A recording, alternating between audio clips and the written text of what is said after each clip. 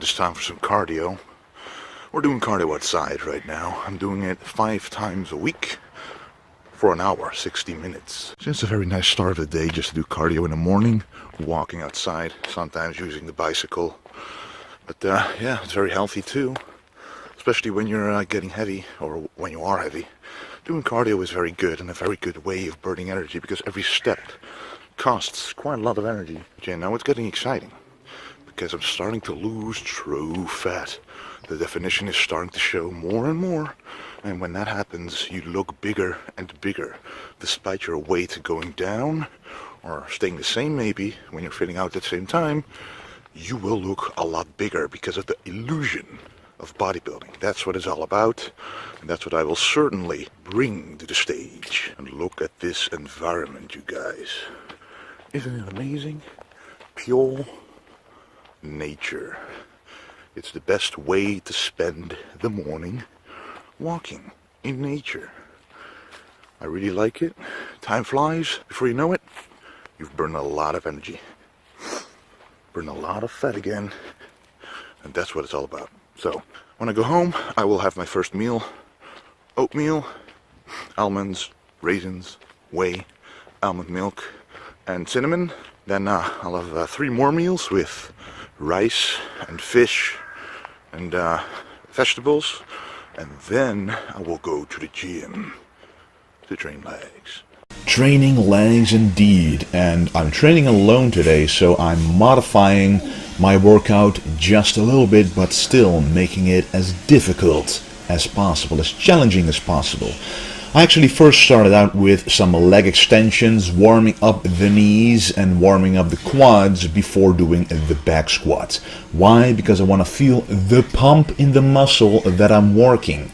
Sometimes when starting out with a back squat, you just cannot really get into the muscle itself before tiring out your body. At least in my case, that's what's happening. So starting out with a pre-exhaustion exercise actually targets that muscle before doing the compound exercise to aid that muscle, to work that muscle.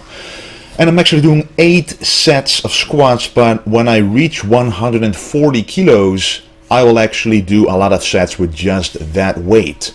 And trust me, every consecutive set with the same weight will feel more and more difficult. Then you're actually able to focus more on your form, on your muscles, on the contraction, the mind-muscle connection. You know, this is set number 4. Now we're starting out with 140 kilos. 10 reps, and we're going to do this for 4 more sets. This means if you don't go up in weight, that the break in between sets is shorter, the pump in the leg is greater, and you can really focus on the muscles in your legs rather than keeping your entire body tight and making it kind of a full body exercise. And some of you who may be power lifters or more specialized in these compound movements might notice that I have something called the butt wink. So when I go all the way down, at least 90 degrees, you can see that my pelvis is tucking under my back. You know, it's kind of slight, but it's there. A lot of people seem to think that it's because of hamstring tightness, but that's not the case because I stretch my hamstrings all the time. And it's actually been proven that when you are of a certain structure, bone-wise, that you simply cannot go down deep enough without some sort of butt wink. And since I'm pretty tall, and since I've always had this problem even after 7 years of squatting, I would say that is the case, but I've never had any problem with it at all. So I still feel my legs entirely, so don't worry too much if you have that, unless it's a very extreme version. So now that we finished off all the sets for the back squat, it's time for the hack squat. The back squat really works the entire legs, the glutes, the quads and the hamstrings, and this one is focusing a lot more on the quads themselves, especially when you put your feet close together as I am doing right here, you know, about shoulder width, a little bit narrower than that, and that targets the sweep of the quads, and that's what I'm working. And as you can see, I'm not going up all the way, I'm going a little short of locking out to keep the tension there.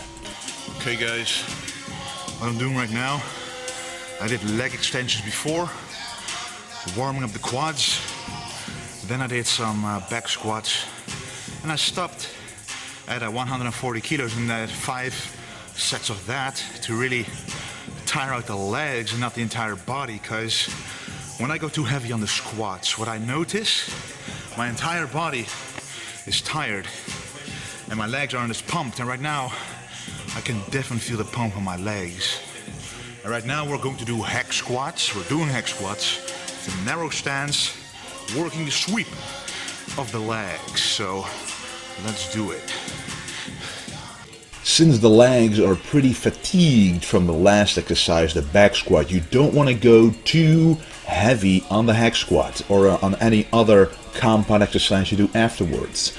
If you are able to, however, you did not put enough tension on the legs before, so remember that. If at the end of the workout you can still go really heavy and you still feel energy in those legs, there's something you haven't done right. I mean, it's not to bash anyone, but you really want to make the most out of every single exercise, so you want to really work the maximum amount of muscle fibers every time you do an exercise to make sure you get the full benefit of it. And this is a view from the side. I'm going a little deeper than 90 degrees to get a maximum stretch on the quads. In my opinion, when I don't go all the way down, I don't feel the stretch in my quads and I just feel less of a mind-muscle connection. Okay guys, my final set of these hack squats. Keeping the tension low, not knocking out all the way. Keeping the tension on the quads, making it a lot more difficult. And I'm wearing the leg day shirt, by the way. We've got arm day, we've got chest day, shirts and tank top, so check it out on the vintagegenetics.com website, and thank you if you do. Anyway, let's do this last set right now. Well, if you ever recorded yourself doing an exercise, you know what I mean. When you're doing the actual exercise, in your mind it is very difficult. It feels very fatiguing. It feels like you're almost about to stop dead in the movement, but when you watch the footage back, you go pretty smoothly and you're like, how the hell was this so difficult? So sometimes on video it might look very smooth, but in reality it's very difficult. And yeah, because a lot of people wanted to see a leg update, I'm showing you right here. Obviously there's no definition in there at all, as I've already done a couple of sets of leg exercises, but this is just to gauge a little bit of progression. And usually you cannot look at the legs by themselves, but always in comparison to the upper body. And I would say I made some progression, especially in the thickness area of the legs, so I'm pretty happy with the progression. Alright, and this exercise I'm doing right here, the flat leg press or the horizontal leg press, that is a very good exercise to put minimal stress on the knees versus stress on the quads. I actually did a research comparing this leg press versus the angled leg press, which most people know, the regular leg press when you're pressing pretty much up in an angle. There is less stress on the knees here compared to the other leg press when you compare the stress on the knees with the stress on the quads, if you know what I mean. Damn, bruh. So this is a very great way to finish off the quads and just go all out with it, but you cannot actually go too heavy here. As I've mentioned in another video, this weight you see right here is actually a much higher difficulty than the same weight on the angled leg press, because a flat leg press is more difficult than an angled one. After all those compound movements, it's time for some isolation movements of the abductors and the adductors. The abductors is basically your side glutes, and on stage, which I will be on very soon, it is important to show every single detail. Especially nowadays, they really cry about having good glutes, so I guess I have to work it appropriately. You know, big glutes on a stage apparently is a plus point, so I'll do anything to make sure to win the competition while remaining absolutely classic, of course. No bubble gut bonanza here. And this is the adductors. Because the machine is pretty light, even though it goes up to 100 kilos, the way to make it difficult is to actually hold it for a second at the contraction stage. This makes it a lot more difficult, increases the time under tension, and therefore makes the same weight that would otherwise be light feel heavy.